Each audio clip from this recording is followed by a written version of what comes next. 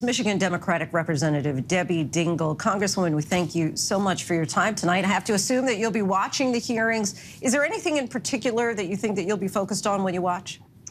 Well, I think it's really important that the American people know this is a strong bipartisan effort to get to the facts of what happened on January 6th, and that the American people understand the pre-plotting that occurred.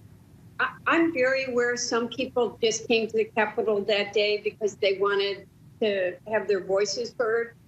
But we want to see the facts about how some people did come to the Hill. I've heard from people, some people came prepared to kill, and people came with the intent of overturning the results of an election. And take us back to the House floor that day as you and your colleagues were quickly ushered out. Now, 18 months later, what sticks out to you most from that day? You know, I that day was on the House floor. I'd actually been asked by leadership to go to the mic and try to keep people calm. And it was never in my head that what was happening until you heard the noise, you smelled the tear gas, you heard the violence. And I was afraid for our democracy that day. And I'm still afraid for our democracy today. You said you were afraid for democracy. Were you ever at any time afraid for your life? I know that there were other people that were, but it just, it didn't, I should have been afraid, and I wasn't afraid. I was more afraid for our country that day.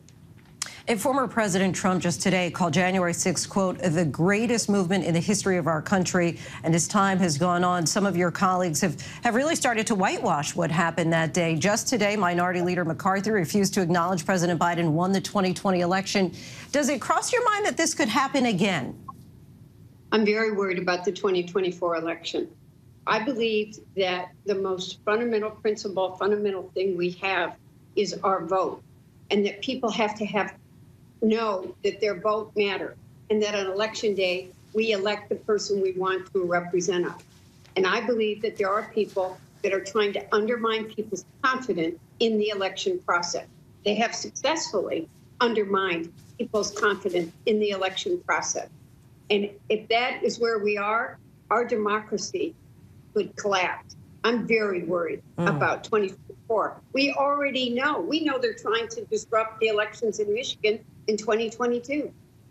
And you just brought up Michigan. I mean, it really seems to be at the center of a disturbing movement. That plot, of course, to kidnap Governor Whitmer was thwarted, but your office has even been vandalized and broken into. You've seen armed men outside of your home, and you've shared a threatening voicemail where someone said, I hope your family dies in front of you.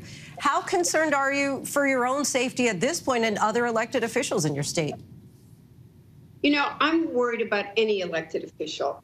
What happened outside of the home of Justice Kavanaugh, our Supreme Court, whether I agree with them or not, should be safe. What you're seeing is happening at school board meetings across the country. It's happening to mayors. We need to take a deep breath and worry about what's happening in our country. The fear and division that we are seeing is destroying the fundamental roots of our democracy. And as you know, the FBI just today arrested Ryan Kelly, who's vying to be the GOP nominee for governor in your state. He was at the Capitol on January 6th, but denies going in. Recently, he was leading in the polls. In your mind, should he drop out of the race? I think that the people of Michigan should hold him accountable, know what the facts are, and really reflect upon who they want to represent them, or in this case, it's governor, who they want to run the state of Michigan. Okay, fair enough. Representative Debbie Dingell, we thank you so much for your time tonight. Really appreciate you joining us. Thank you. Hi, everyone. George Stephanopoulos here. Thanks for checking out the ABC News YouTube channel. If you'd like to get more videos, show highlights, and watch live event coverage, click on the right over here to subscribe to our channel. And don't forget to download the ABC News app for breaking news alerts. Thanks for watching.